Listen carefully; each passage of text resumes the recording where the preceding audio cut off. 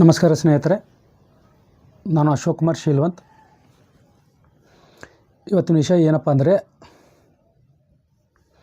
ಕಲಬುರಗಿ ಜಿಲ್ಲೆಯ ಸೇಡಂ ತಾಲೂಕಿನ ಬೆನಕಳಿ ಮತ್ತು ಕೋಡ್ಲ ಗ್ರಾಮದ ಶ್ರೀ ಸಿಮೆಂಟ್ ಕಂಪನಿ ಕುರಿತು. ಕಲಬುರಗಿ ಜಿಲ್ಲೆಯಲ್ಲಿ ಯಾವ ರೀತಿ ಸಿಮೆಂಟ್ ಕಂಪನಿಗಳು ಯಾವುದೇ ಕಾನೂನು ಪಾಲನೆ ಮಾಡಲಾರದೆ ಯಾವ ರೀತಿ ಬೃಹತ್ ಕಟ್ಟಡಗಳು, ಬೃಹತ್ ಯಂತ್ರೋಪಕರಣಗಳು ಸ್ಥಾಪನೆ ಮಾಡ್ತಿದ್ದಾವೆ, ಮನಸ್ಸಿಗೆ ಬಂದಂಗೆ ಗೌರ್ಮೆಂಟ್ ಲ್ಯಾಂಡ್ ತೊಗೋತಾ ಇದ್ದಾವೆ, ಅತಿಕ್ರಮಣ ಮಾಡ್ತಾ ಇದ್ದಾವೆ.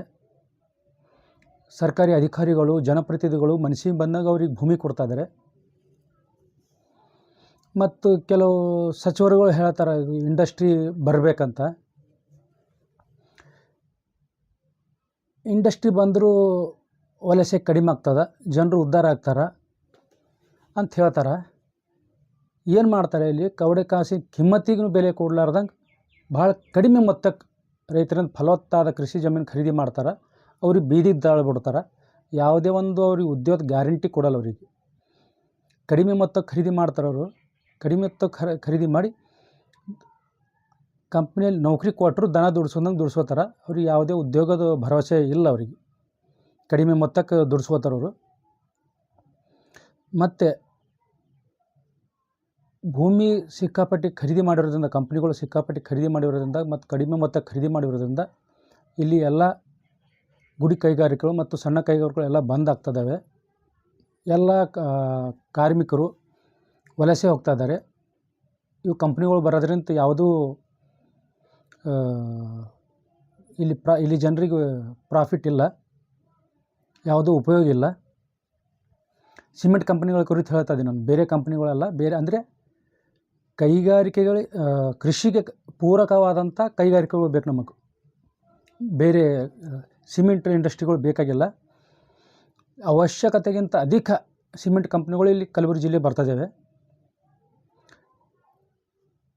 ನಾನು ಸಿಮೆಂಟ್ ಕಂಪ್ನಿಗಳು ಯಾಕೆ ವಿರೋಧ ಮಾಡ್ತೀನಿ ಅಂದರೆ, ಕೆಲವು ಮಾತ್ರ ಇರಬೇಕು, ಇದು ಅದು ಅಂತಲ್ಲ. ಈ ಕೆಲವು ಮಾತ್ರ ಸಿಮೆಂಟ್ ಕಂಪ್ನಿಗಳು ಇರಬೇಕು ಮತ್ತು ಕಾಯ್ದೆ ಕಾನೂನು ಪಾಲನೆ ಮಾಡುವಂಥ ಕಂಪ್ನಿಗಳು ಮಾತ್ರ ಇರಬೇಕು. ಅವಶ್ಯಕತೆಗಿಂತ ಅಧಿಕ ಸಿಮೆಂಟ್ ಕಂಪ್ನಿಗಳು ನಮಗೆ ಬೇಕಾಗಿಲ್ಲ.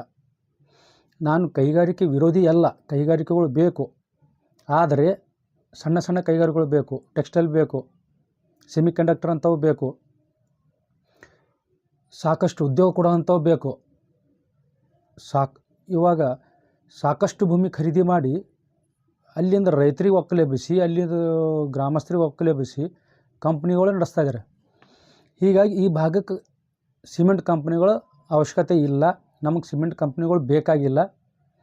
ದೊಡ್ಡ ದೊಡ್ಡ ಕಂಪ್ನಿಗಳು ತರ್ತೀರ ಅಂದರೆ ಬೇರೆ ತೊಗೊಂಬರ್ರಿ ನೀವು. ಕಡಿಮೆ ಜಮೀನಿನಲ್ಲಿ ಹೆಚ್ಚು ಉದ್ಯೋಗ ಸಿಗುವಂಥದ್ದು, ರೈತರಿಗೆ ಬೀದಿ ಪಾಲು ಮಾಡುವಂಥದ್ದಲ್ಲ.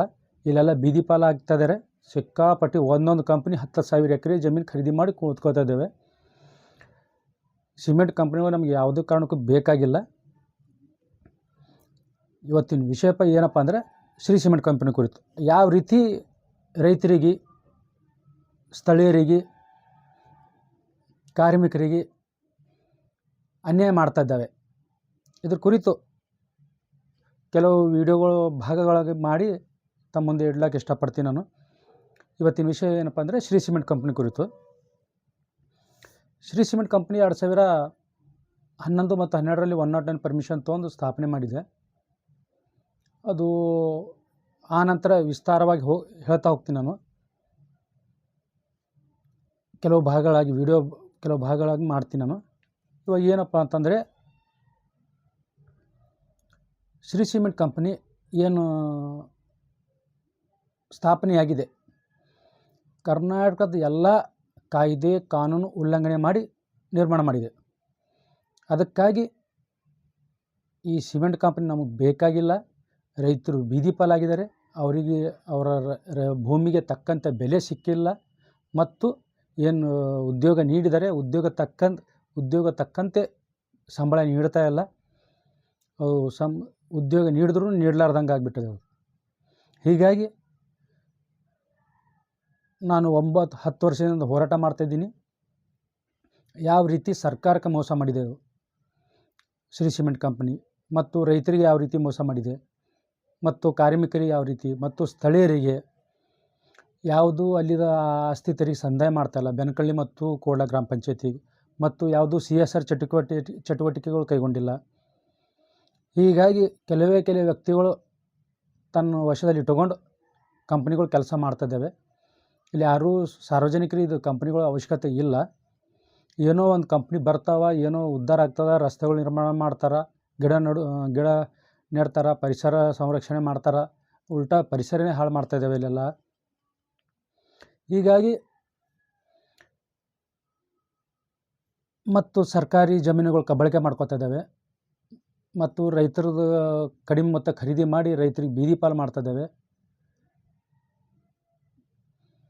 ಈ ರೀತಿಯಾಗಿ ಅನೇಕ ಕಾಯ್ದೆ ಕಾನೂನು ಉಲ್ಲಂಘನೆ ಮಾಡಿ ಕಲಬುರಗಿ ಜಿಲ್ಲೆಯಲ್ಲಿರುವ ಎಲ್ಲ ಸಿಮೆಂಟ್ ಕಂಪನಿಗಳು ಇದೇ ರೀತಿ ಮಾಡ್ತಾಯಿದ್ದಾವೆ. ಈ ಶ್ರೀ ಸಿಮೆಂಟ್ ಕಂಪನಿ ಕೂಡ ಇದೇ ರೀತಿ ಮಾಡ್ತಾಯಿದೆ. ಅದ್ರ ಕುರಿತು ಮುಂದುವರಿದ ಭಾಗ ಇದು. ಶ್ರೀ ಸಿಮೆಂಟ್ ಕಂಪನಿದು ಒಂದು 4-5 ಭಾಗಗಳಾಗಿ ಮಾಡಿ ತಮ್ಮ ಹತ್ರ ಇಡ್ತೀನಿ. ಯಾವ ರೀತಿ ಶ್ರೀ ಸಿಮೆಂಟ್ ಕಂಪನಿ ಮೋಸ ಮತ್ತು ವಂಚನೆ ಮಾಡ್ತಾಯಿದ್ದಾವೆ, ಯಾವ ರೀತಿ ಸರ್ಕಾರಗಳು ಇಂಥ ಬಂಡವಾಳಶಾಹಿಗಳ ಮಣೆ ಹಾಕ್ತಾಯಿದ್ದಾರೆ, ಮತ್ತು ಸರ್ಕಾರಿ ಅಧಿಕಾರಿಗಳು ಅಯೋಗ್ಯ IAS ಅಧಿಕಾರಿಗಳು ಮತ್ತು ನಾಲಾಯಕ್ KS ಅಧಿಕಾರಿಗಳು, ಥರ್ಡ್ ಕ್ಲಾಸ್ ಸರ್ಕಾರಿ ನೌಕರಗಳು ಯಾವ ರೀತಿ ಕೆಲಸ ಮಾಡ್ತಾಯಿದ್ದಾರೆ. ದೂರು ಕೊಟ್ಟರು ಕೂಡ ದೂರಿಗೆ ಸ್ಪಂದನೆ ಮಾಡ್ತಾಯಿಲ್ಲ. ಸರ್ಕಾರಗಳು ಸುತ್ತಲೂ ಹೊರಡಿಸ್ತಾ 21 ದಿನದಲ್ಲಿ ದೂರು ಕೊಟ್ಟಂತ 21 ದಿನದಲ್ಲಿ ಕೆಲಸ ಮಾಡಿ ಮುಗಿಸ್ಬೇಕಂತ. 10 ವರ್ಷ, 15 ವರ್ಷ, 20 ವರ್ಷ ಆದರೂ ಕೂಡ ಕೆಲಸ ಮಾಡ್ತಾಯಿಲ್ಲ ಸರ್ಕಾರಿ ಅಧಿಕಾರಿಗಳು. ಯಾವ ರೀತಿ ಬಂಡವಾಳಶಾಹಿಗಳ ಬೂಟು ನೆಕ್ಕ ಕೆಲಸ ಮಾಡ್ತಿದ್ದಾರೆ ಅಧಿಕಾರಿಗಳು, ರಾಜಕಾರಣಿಗಳು. ಬ್ರಹ್ಮಾಂಡ ಭ್ರಷ್ಟಾಚಾರ ಇದೆ ಇಲ್ಲೇನು. ಕಲಬುರಗಿ ಜಿಲ್ಲೆ ಸೇಡಂ ತಾಲೂಕಿನ ಚಿಂಚೋಳಿ ತಾಲೂಕು ಮತ್ತು ಚಿತ್ತಾಪುರ ತಾಲೂಕಿನಲ್ಲಿ ಬ್ರಹ್ಮಾಂಡ ಭ್ರಷ್ಟಾಚಾರ ನಡೀತಾ ಇದೆ. ಕಂಪ್ನಿಗಳ ಕುರಿತು ಯಾವುದೇ ದೂರು ಸಲ್ಲಿಸಿದ್ರು ಕೂಡ ಆ್ಯಕ್ಷನ್ ತಗೋತಾ ಇಲ್ಲ. ಹೀಗಾಗಿ ಒಂದೊಂದಾಗಿ ನಾನು ಭಾಗಗಳು ಮಾಡಿ ವಿಡಿಯೋ ಮಾಡಿ ತಮ್ಮ ಗಮನಕ್ಕೆ ತರ್ತಾ ಹೋಗ್ತೀನಿ. ಶ್ರೀ ಸಿಮೆಂಟ್ ಕಂಪನಿ ಒಂದೇ ಒಂದು